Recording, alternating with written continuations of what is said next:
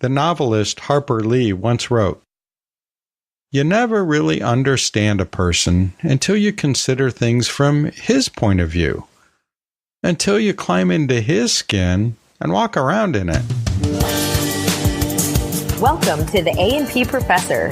A few minutes to focus on teaching human anatomy and physiology with host Kevin Patton.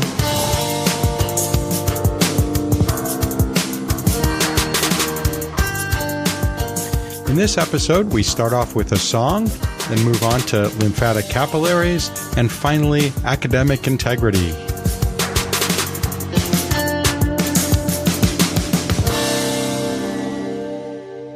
I follow the HAPS blog. That's the blog from the Human Anatomy and Physiology Society, HAPS. And if you do too, you may have seen the recent posting by Dr. Greg Crowther, in which he puts out a friendly challenge to A&P teachers about using songs to get our A&P students thinking about the core concepts of the course. I have a link in the episode page and in the show notes, so I strongly recommend that you go to that blog post and look at his challenge and consider, joining in. I think it would be a fun thing to do.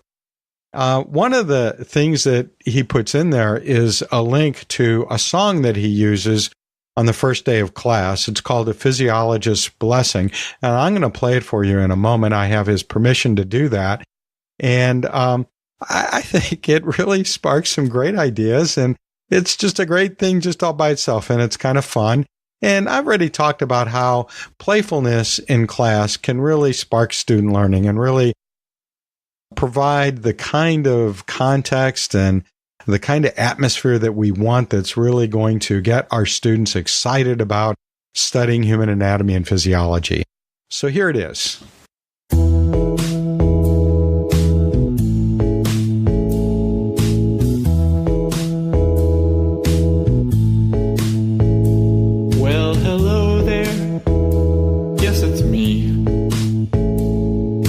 Instructor from A&P. If you'll pardon my pedagogy, I offer you this wish for what your life could be. May your gradients drive the flows you need to thrive. May your cells transmit well at their junctions. Your set points hold in weather hot or cold, and your structures stay aligned with your functions.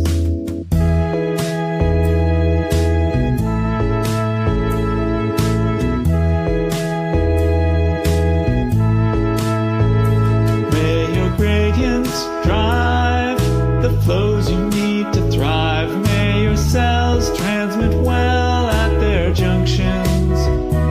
May your set points hold in weather hot or cold, and your structures stay aligned with your functions.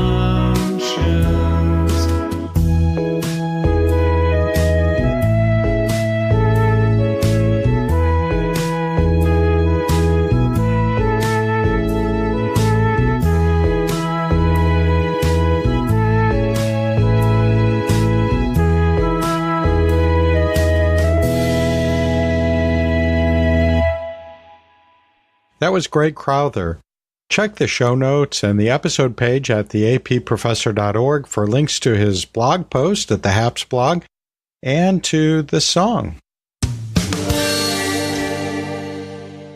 Don't you just love those moments in our career teaching A&P where we run across some information that's been out there for a little while that seems pretty basic and pretty important to our understanding of human structure and function, and we somehow missed it? I don't know about you, but I'm thinking, oh my gosh, everybody else knows this, but it just went right past me and I didn't even see it. And now I'm seeing it. And how could I not have known that? And I wish I had known this a long time ago. And I just ran across some information like that. But, we all have those kinds of moments, right? Because how can anyone possibly keep up with this huge explosion of knowledge about human biology? there's just too much out there to keep up with. So we do the best we can. And so I don't feel bad about this. I feel kind of excited about the fact that I made this discovery. And maybe you already know this, maybe you don't, but I'm going to share it with you because I think it's kind of fun. And that is the idea that there are junctions in between the endothelial cells that make up the wall of the lymphatic capillaries that are a little bit different than I ever imagined them. And this was first proposed and demonstrated back in 2007. So it's been out there for a while. And they're still working on, trying to iron out all the details of this. But we already know that the endothelial cells of the lymphatic capillaries are a little loosey-goosey, right? They actually overlap one another a little bit rather than being attached necessarily tightly end to end. And when they overlap a little bit, they form like little microscopic valves that allows fluid from the tissues to push into the lumen of the lymphatic capillary. And then it becomes lymph, and it travels the rest of the way through the lymphatic system and eventually is returned to the blood supply. That part we already knew. What I didn't know is that in 2007, we outlined the idea that there are certain types of junctions that allow that to occur. And they're called button junctions and zipper junctions. And they're actually called that. I mean, can you believe that that somebody didn't get out their Latin and Greek dictionaries and try to put together a multi-syllable word for these junctions? But they didn't, because the button junctions, they're like buttons. And these are the kind of junctions we would typically see in the adult lymphatic capillaries. The way they work is just like the button on a shirt. So imagine, or maybe you don't have to imagine, that you're wearing a shirt right now that is buttoned up the front. And imagine that the left side of your shirt and the right side of your shirt are adjacent endothelial cells that are forming the wall of the lymphatic capillary. And they overlap a little bit, right? Just like they would in a lymphatic capillary. But they can't be totally loose, right? Because it would just fall apart. They have to be held together at some point, and they are. They're held together by buttons.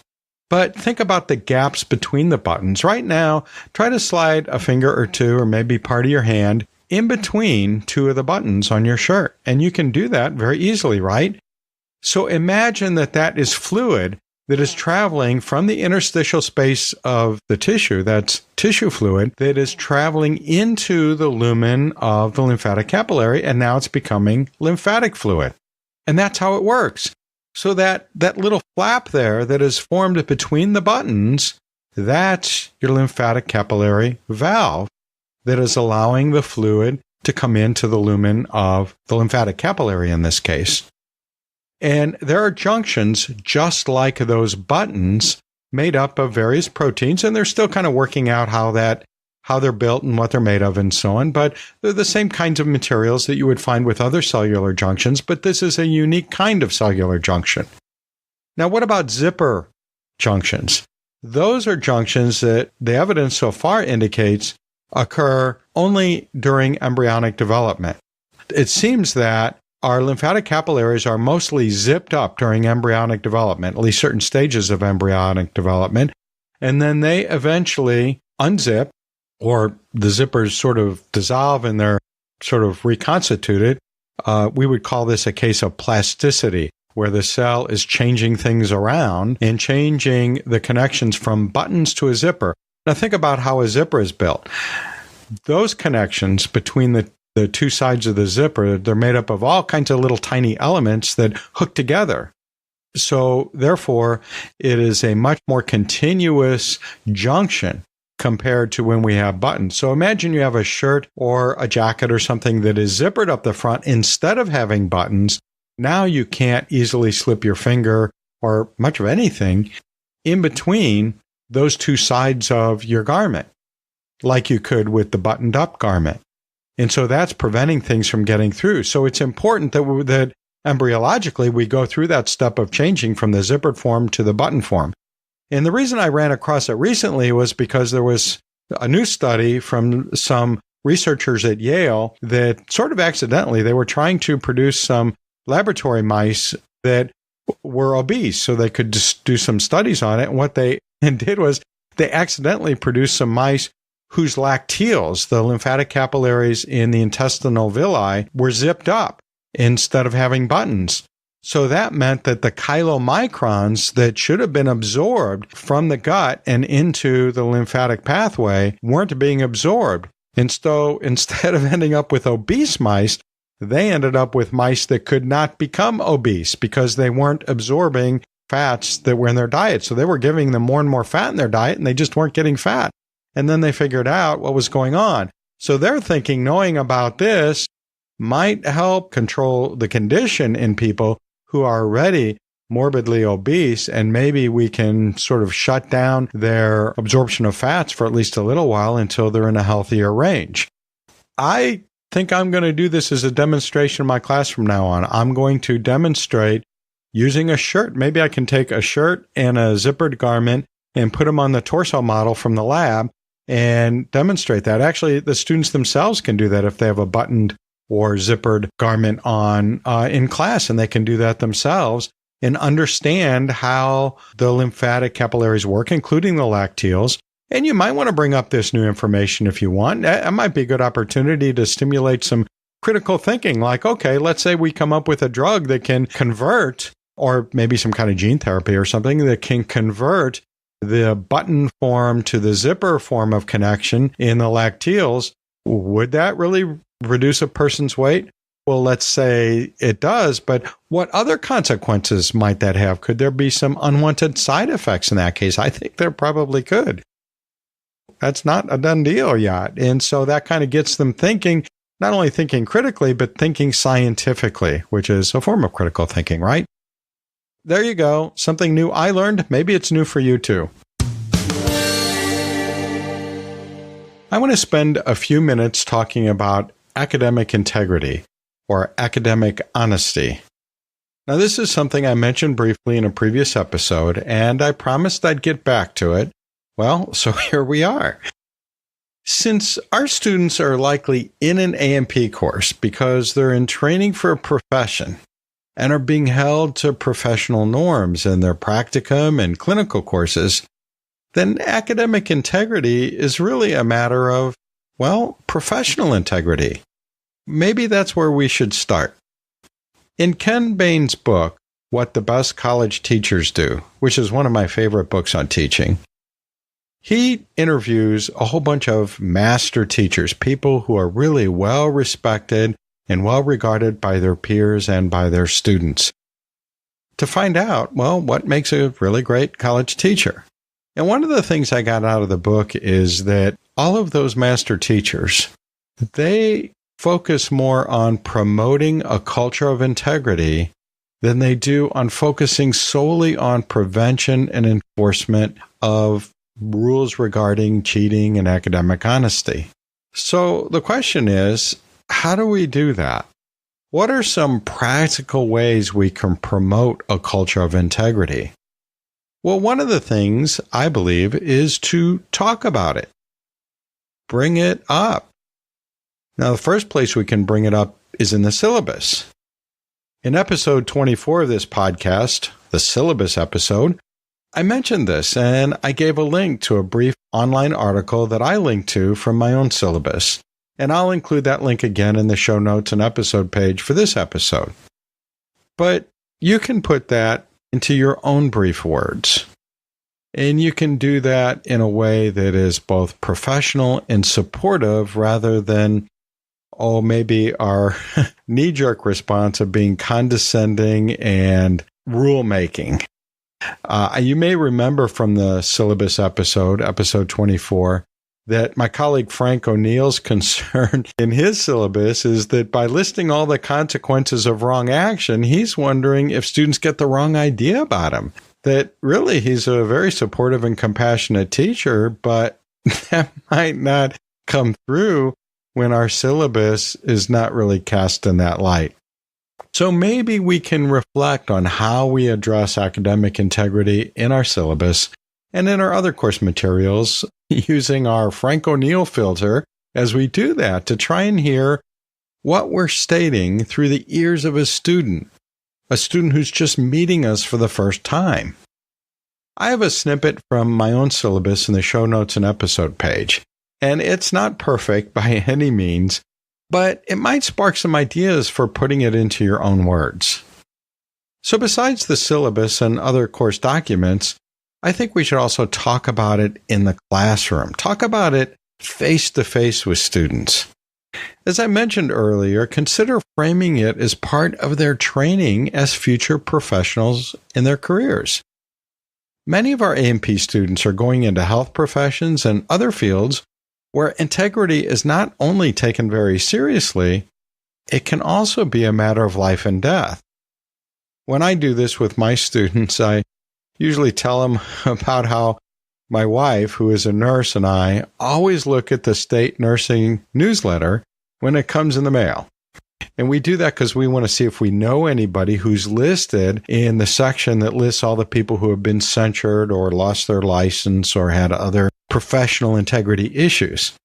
And as I look through those violations, a lot of them are violations that I think a lot of folks would look at them and think, oh, those are kind of little violations. Why are they getting hammered so hard for them? But they're not really. They're not little.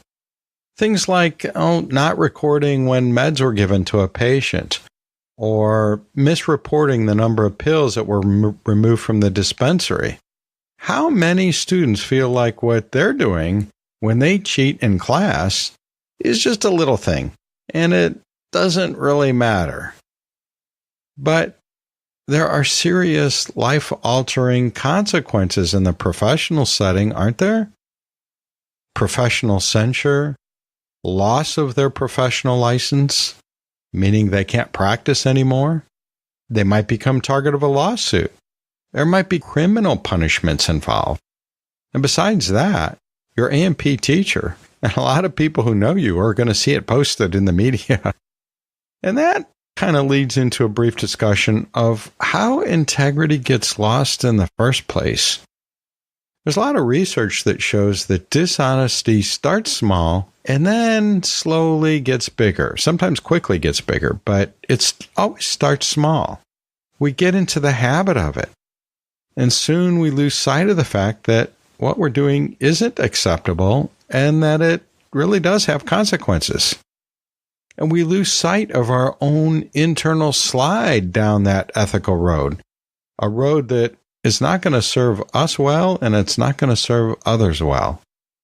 We need to ask, do we really want to be unethical as healthcare providers? Is that the direction we want to go in?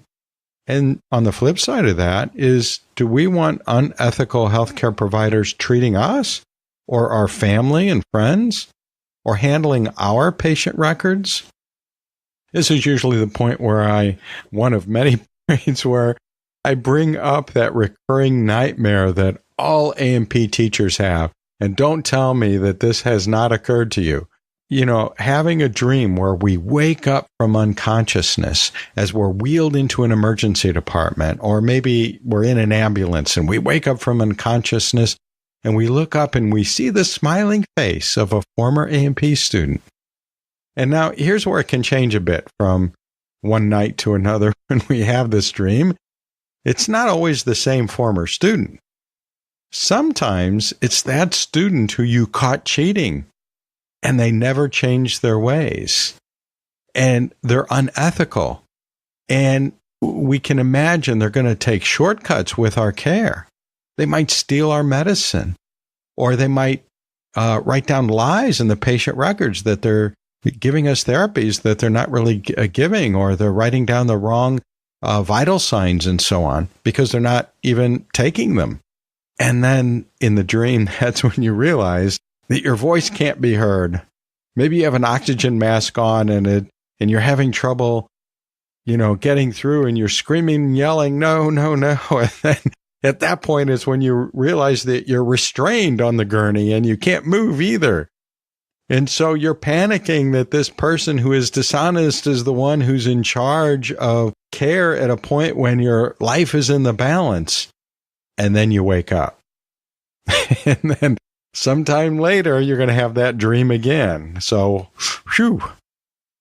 Well, let's get back on track here from that dream state and onto the right track. the track of developing honesty and integrity, and off the track of making a habit of dishonesty and unethical behavior.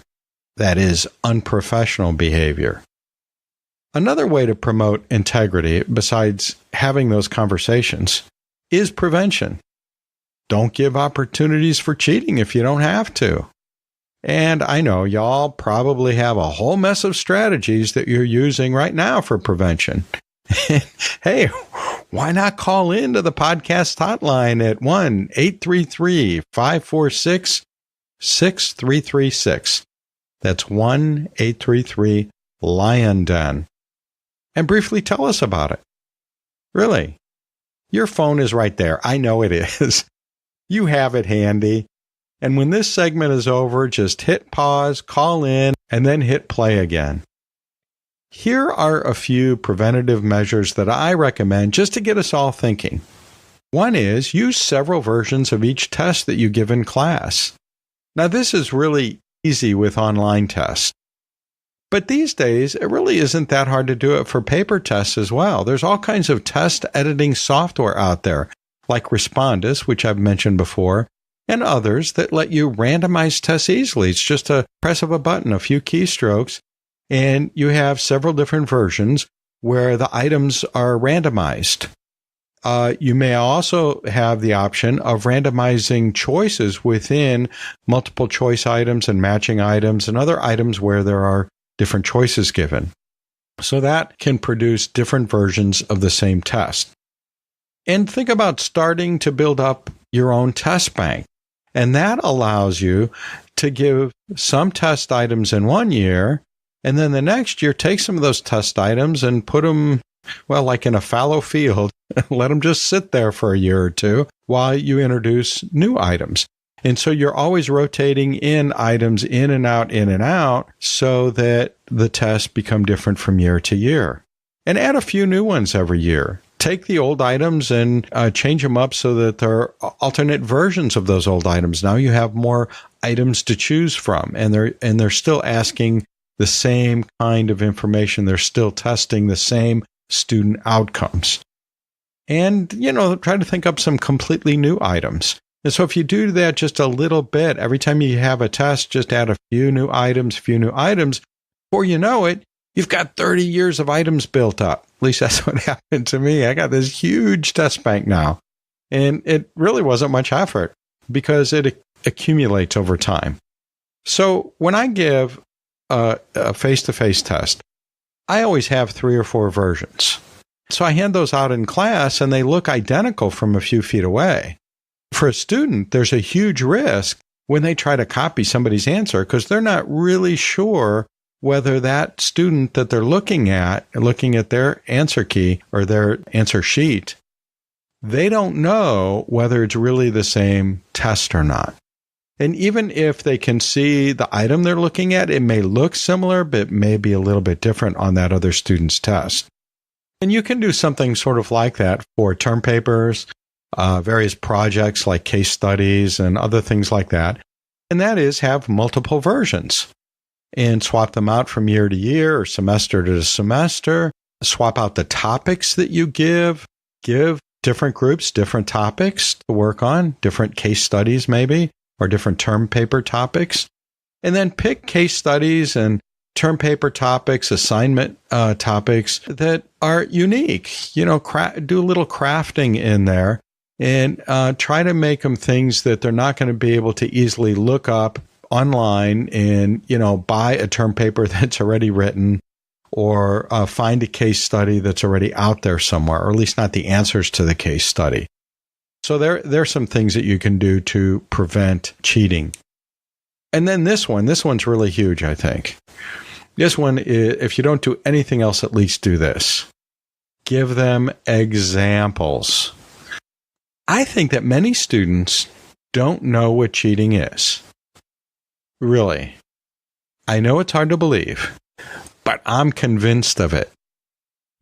In fact, you are probably cheating right now in your teaching and either don't know that what you're doing is wrong, Or if you are aware of it, you've pushed that awareness down deeper than your conscious level of awareness.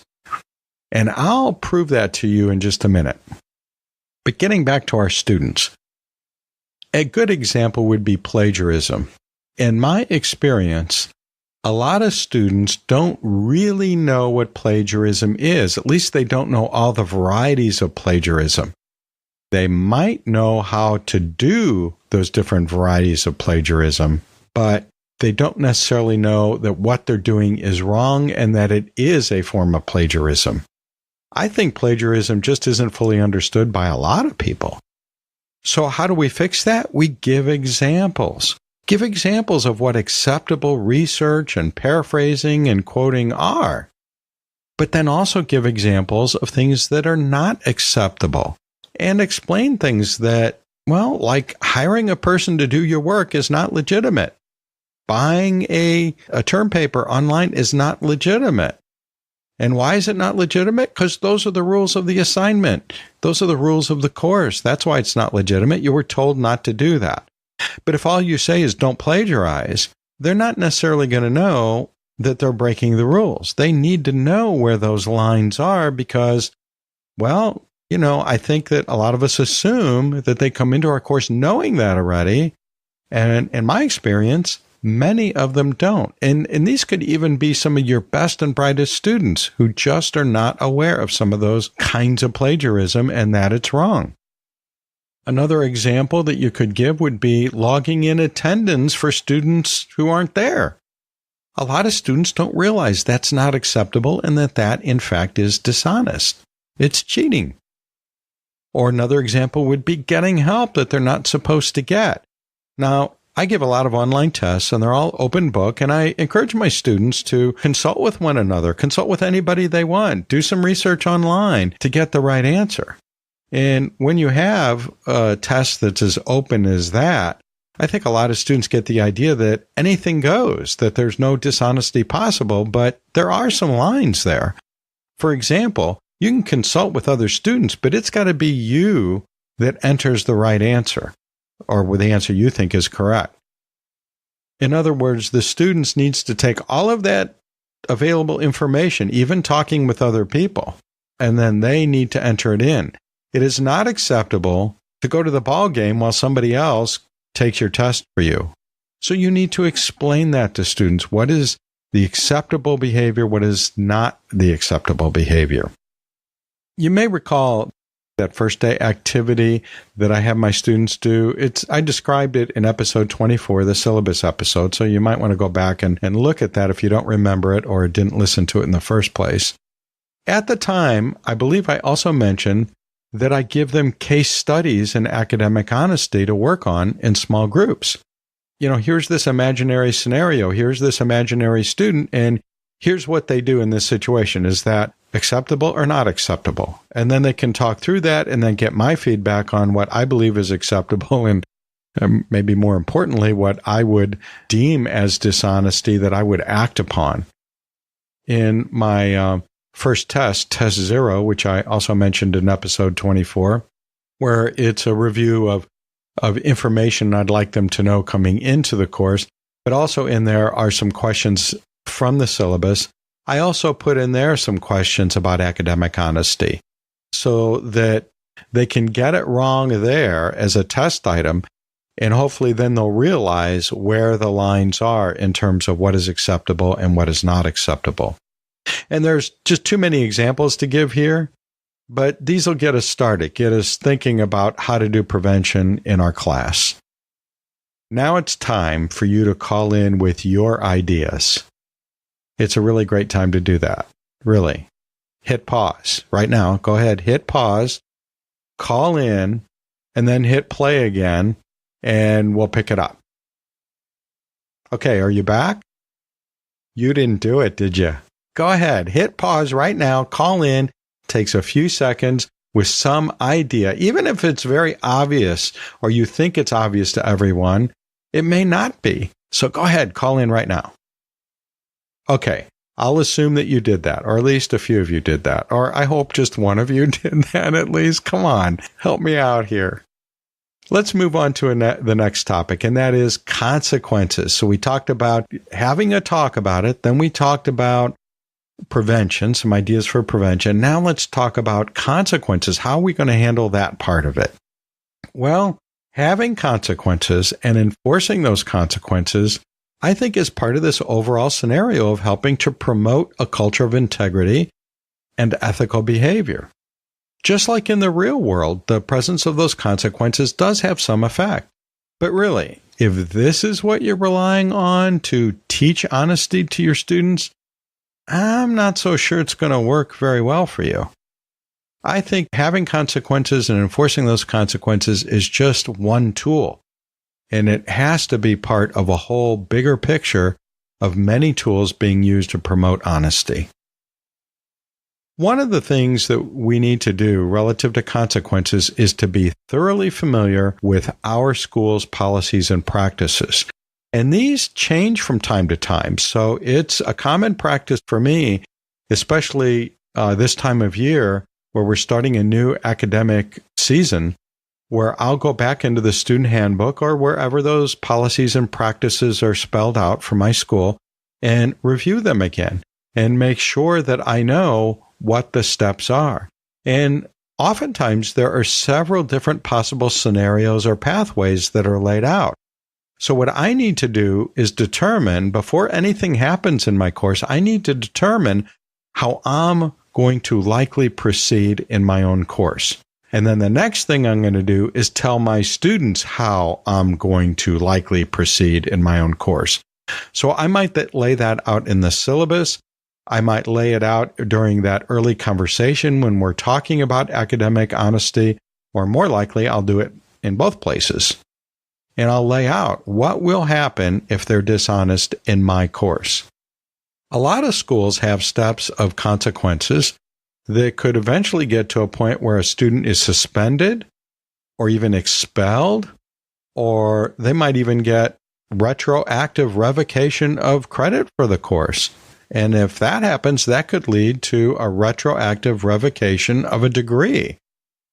I think it's important to explain that, look, you might hope that all you'll get is this small consequence or that moderate consequence, but you don't know how things are going to proceed. You are risking this being a very, very serious consequence.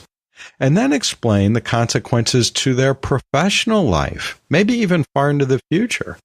I mean, do they ever want to get government or military clearance someday? I'm sometimes interviewed by institutions where they're doing a background check on a former student because they're getting some kind of a security clearance. And what about students that are going to end up in a job or in a field that requires strict confidentiality? Like, I don't know, healthcare maybe, or education. I mean, there are a lot of fields like that. And word can get back, especially these days with so much data being easily available to employers, that they might find that these things happened early on and they might not get the job, they might not get the promotion, they might lose the job that they already have, because of this history of dishonesty and lack of integrity. And it might not be a bad idea to explain to students that you have to take steps if you catch them cheating. And why do you have to? Because it's your job, and you love your job, and you want to keep your job. So you're going to have to take steps if you catch them cheating. And if you don't take steps, well, then word on the street is that you're the kind of professor who looks the other way. And if word on the street is out there about your course and about how you handle dishonesty, well, there goes that job you love. And it casts a bad light on the program and the school. And folks may get the idea that graduates from your school might be sketchy or incompetent. Then everyone with credentials from your school might get painted with that same brush. And then maybe the school closes because of it. And then you and all your friends, all of whom also love their jobs, are now out of work. And all your students who have a degree from that school, maybe they can't get a job. Okay, I know. that story got a little far-fetched. But it does illustrate the idea that enforcing consequences protects the quality of our students' education, and it protects the value of their degree from our school. This promotes, I think, more of a group perspective on cheating. In other words, it's not strictly a struggle between the teacher and the cheater.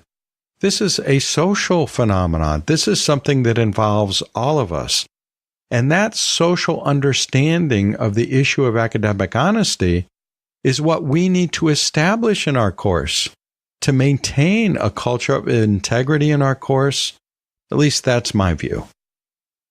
Now, another strategy we have, besides having the talk, making sure we're taking preventative steps, making sure that there are consequences and that we're enforcing consequences, another strategy is to make sure that we are modeling professional integrity ourselves. What do I mean by that? Well, here's an example.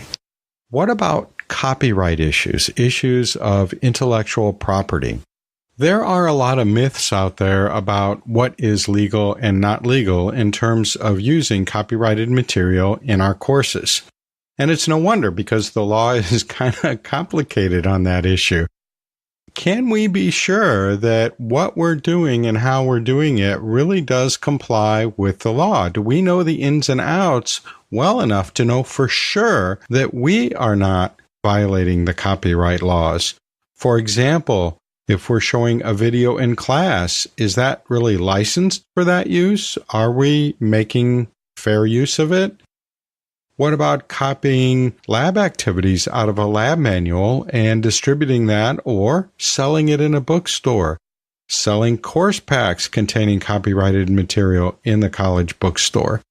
These are all pretty dicey, and your college librarian can help you with those issues. And in an upcoming episode, I'm going to have a friend of mine who's an expert in these matters help clarify some of these issues and maybe bust a few myths and help us find the material that we need to find. But let's leave that aside and come back to the idea that we are all probably violating laws or ethical norms without even realizing it, like this copyright thing, just like our students might do when they're plagiarizing and not realizing that what they're doing actually is a form of plagiarism. And what if we got caught maybe violating some copyright issues? What if there was an audit of our teaching materials and we got caught? How would we want to be treated? Well, sure, I think all of us would expect to have to take our lumps. It's like when we're speeding a little bit over the speed limit and we get caught and we think, well, okay, yep, I was speeding. I hope the fine isn't too big, and I hope this doesn't, increase my insurance rates and so on. But we'd expect to have to take the lumps, right? But would we expect to be treated like we're pond scum? Would we expect the harshest possible punishment for what we consider a minor infraction?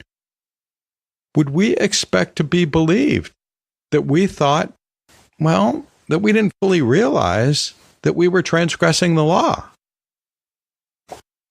So I'm thinking, maybe we should think of that scenario a bit and let it sink in for a minute. And then maybe we'll approach violations of academic integrity in our course with a bit more empathy than we otherwise might have. So yeah, I'm back to that empathy thing again.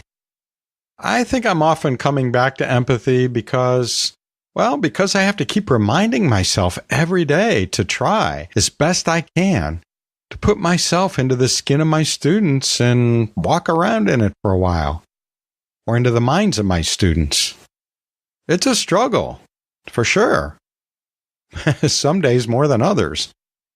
But I want to be very clear. I'm not saying that because I want to have empathy and compassion for my students that I'm going to tolerate academic dishonesty and that I'm not going to enforce the rules against it. Compassion requires that we hold people accountable. I just need to remember that I need to apply empathy when determining exactly what steps to take in each case, when I'm going to trigger the process of consequences, and when determining how I'm going to treat the students involved. After all, these are students who have violated my trust in them, have violated their classmates' trust in them, and have probably really provoked me. But I want to be intentional about how I react, because the way I treat them will affect their lives going forward and will be part of what determines what kind of professionals, what kind of people they'll eventually become. The A&P Professor is hosted by Kevin Patton, professor, blogger, and textbook author in human anatomy and physiology.